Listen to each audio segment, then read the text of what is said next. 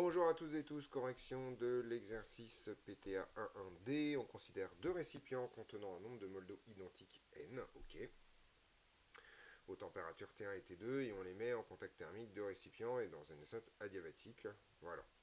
Donc on cherche simplement la température finale de cette histoire. Donc on va peut-être faire un. Donc grosso modo, c'est pas extrêmement compliqué. En fait, on a donc deux systèmes.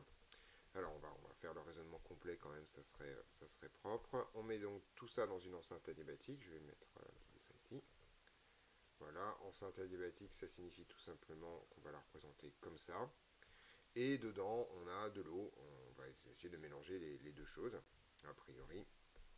Donc je sais pas, j'ai une masse M1 d'eau, voilà. Enfin, on a un nombre de moles N1 d'eau, voilà, qui est à T1 en fait.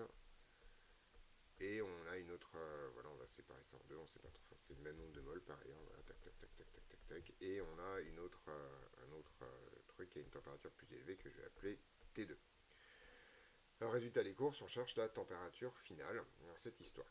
Alors, l'idée est la chose suivante, on dit que l'enceinte est adiabatique, cette enceinte ne semble pas posséder par ailleurs de capacité thermique propre.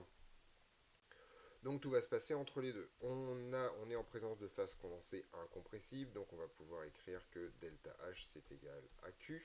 Ça c'est pour le système total, d'accord, et donc ça vaut 0 puisque l'enceinte est adiabatique. Deuxième chose, l'enthalpie étant une grandeur additive, et bien en fait c'est tout simplement delta H1 plus delta H2 qui est égal à H tout simplement parce que delta H pardon, puisque l'enthalpie totale c'est égal à la somme des deux enthalpies de ces systèmes qui sont disjoints.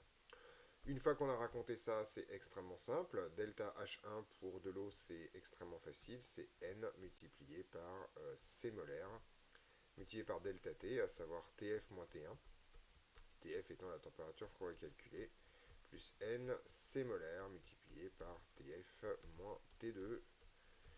Et ça, c'est égal à 0 puisque la paroi ne prend rien. On se rend compte que NCN disparaît dans cette histoire et on trouve un résultat tout à fait attendu qui est que TF est égal à T1 plus T2, le tout divisé par 2, c'est-à-dire la température moyenne vu qu'on a le même nombre de moles de cette histoire.